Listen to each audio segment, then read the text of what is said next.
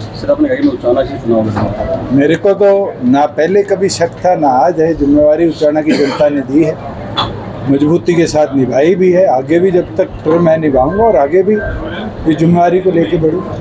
विधानसभा चुनाव में 16% वोट थे, लेकिन लोकसभा चुनाव में इतनी कम वोट क्या करना। कई परिस्थितियां रही है, चाहे वो दो राष्ट्रीय पार्टियों के बीच में वोट बंटना, चाहे संविधान बचाने की लड़ाई को अहम मुद्दे के तौर पर ले जाना, चाहे किसान आंदोलन, इन सब की जिला स्तर पर जाकर समीक्षा भी करेंगे और फिर आगे कैसे कार्रवाई करेंगे उसके ऊपर कार्यकर्ताओं से चर्चा भी करेंगे। आपने कहा कि आप जेल से आ रहे थे और आप आरोप वीरेंद्र सिंह लगाते हैं कि रहते हैं, नहीं उन्होंने पुलिस अपने नाम से बनाया।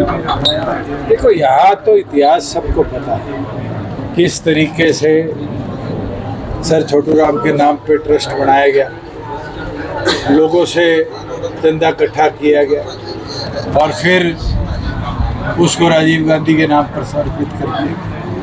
उचाना का आम बच्चा इन चीज़ों से वाकिफ है। मुझे ज़्यादा इसका विवरण देने की जरूरत नहीं कि किसने यहाँ कैसे अपना साम्राज्य बनाने का प्रयास किया। अरे कांग्रेस बटवाजी खुल के सामने आने लगे, 2 दिन दलों में कांग्रेस बन चुकी है, किरण चौधरी कांग्रेस छोड़ दी, कैसे मानते हैं? कांग्रेस का बंटवारा अभी तो शुरू हुआ है और अभी तो हमने बहुत नामों की आप लोगों से चर्चा सुनी है पिछले 20 दिनों के, ये भी जाएगा ये भी जाएगा। ये तो देखने की बात है कि अगले 2 से 3 महीनों में राजनीतिक उलटफेर तो बहुत होगा और बहुत लोग अपनी अपनी पार्टियों से दूसरी पार्टियों में जाएंगे और दूसरी पार्टियों के किसी और पार्टी में जाएंगे। लोकसभा में भी देखने को मिला, विधानसभा में भी देखने को मिला।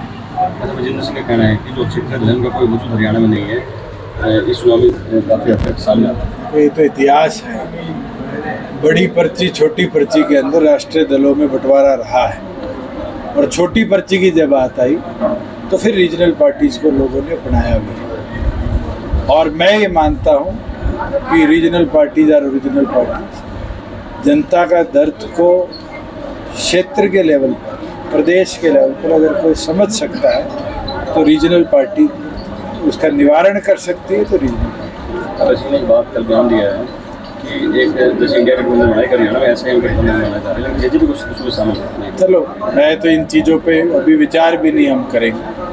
डॉक्टर अजय सिंह चौटाला जी के नेतृत्व में 22 के 22 जिलों को पहले हम छुएंगे, कार्यकर्ता साथियों से चर्चा करेंगे और फिर आगे की जो राजनीतिक गतिविधि है उसको आगे लेके मैं आज आपके माध्यम से खुल के कह देता हूँ, एक राज्यसभा कैंडिडेट के लिए प्रदेश की सीटों का या तो 10% या मिनिमम 10 प्रपोजर चाहिए।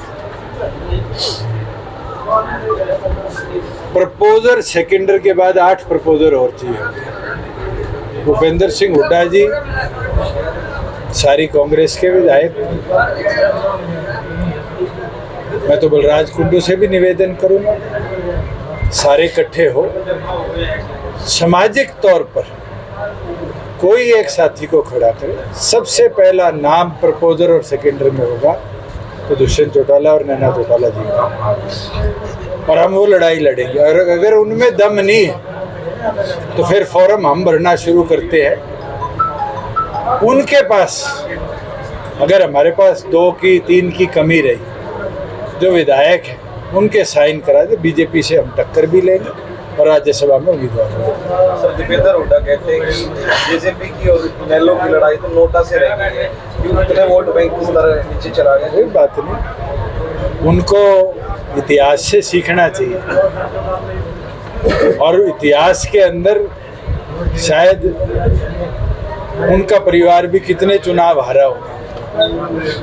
उस टाइम तो नोटा नहीं होता था, निर्दलीय रह जाते थे नीचे, निर्दलीय से भी नीचे रहे हुए हैं।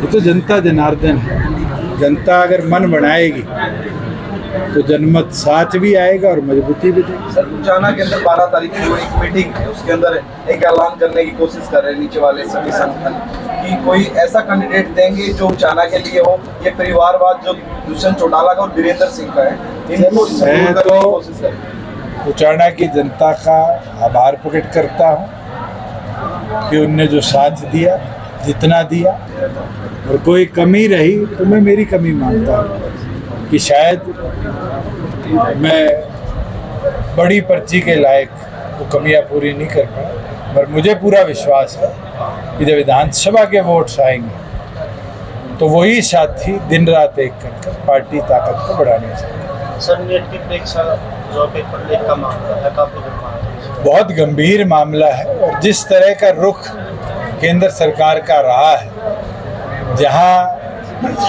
एग्जामिनेशन बॉडी के प्रेसिडेंट को, चेयरमैन को हटा दिया गया, रातों रात नए की नियुक्ति कर दी गई, जिस तरीके से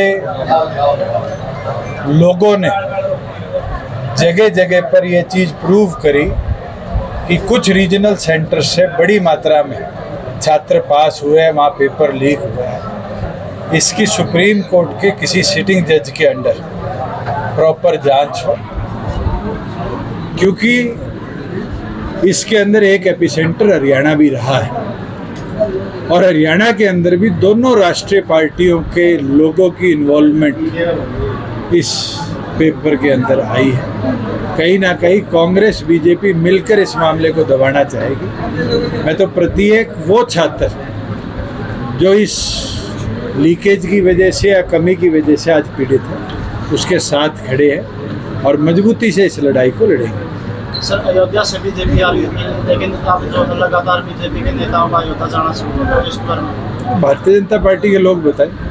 सर, जयप्रकाश अभी आए तो उन्होंने एक बयान दिया था विरासत को लेकर कि विरासत हमेशा पुरुष या पहला बेटा होता है। ऐसे में तो किरण चौधरी ने बयान दे दिया। विरासत तो जनता ने देनी है, वो पुरुष को दे, महिला को दे, बेटे को दे, पोते को दे, जनता तय करेगी विरासत किसकी है। शायद उनके घर में भी विरासत की लड़ाई न शुरू होगी कि अगला चुनाव कौन लड़ेगा, कैसे बंटवारा होगा, तो उससे कहीं ना कहीं पीड़ित होकर इस तरह के बयान ना दें। सर, अजय चौटाला ने बयान दिया कि जब तक चुनाव लड़ूंगा इलाहाबाद से। चलो, ऑल द बेस्ट।